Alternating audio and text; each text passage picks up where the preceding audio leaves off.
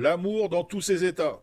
Cet article a pour origine une conversation que j'ai eue avec une personne qui m'a demandé de l'aide pour régler ses problèmes, car elle a ce qu'elle appelle tout le temps des attaques négatives.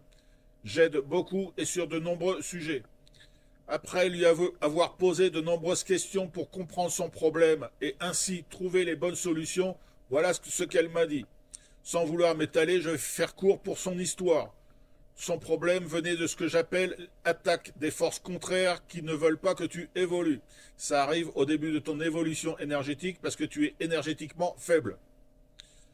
Elle finit par me dire que je ne suis pas dans l'amour inconditionnel et elle ne veut pas entendre mes solutions pour régler ses problèmes car trop matérialiste et ne croit pas en l'énergétique. Pourtant, elle avait commencé un certain travail. Déjà, d'une part, je n'ai jamais dit que j'étais dans ce type d'amour, même si en réalité je le suis. Et d'autre part, elle non plus, car elle ne supporte pas ses voisins qui lui pourrissent la vie. Et, euh, et ça lui pose énormément de problèmes. Ses voisins lui posent énormément de problèmes. Et au final, ne les aime pas. L'amour inconditionnel permet, si on est dans ce type d'amour, d'aimer même tes ennemis, ce qui n'est pas son cas. Le terme amour inconditionnel est à la mode, et beaucoup l'utilisent à l'appel sans savoir de quoi il s'agit en réalité. D'où cet article pour remettre les choses à leur place. Il y a, plus, il y a plusieurs types d'amour sur cette terre et au-delà. Le premier type d'amour est relié à l'instinct de reproduction. Si tu es un homme, tu vois une belle femme, tes hormones vont vouloir se reproduire avec cette femme pour avoir des enfants avec elle. On appelle ça l'instinct de reproduction. Cela se passe dans l'inconscient et personne n'a conscience de ce mode de fonctionnement qui te relie à l'instinct animal. L'homme se pensera amoureux alors qu'en réalité il s'agit uniquement d'instinct animal de reproduction.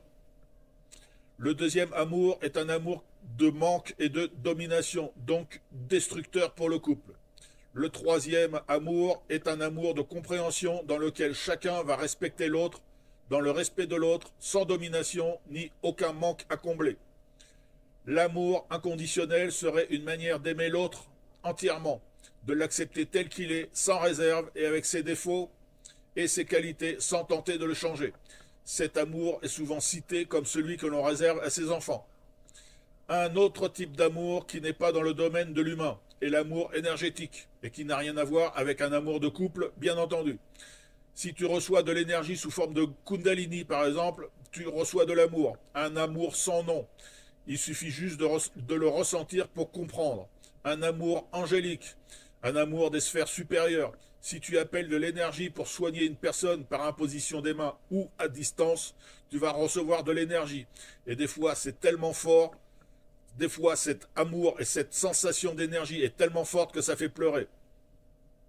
On peut essayer de décrire ce type d'amour, mais en parler ne sert à rien, car ce genre d'amour, il faut le ressentir pour le comprendre.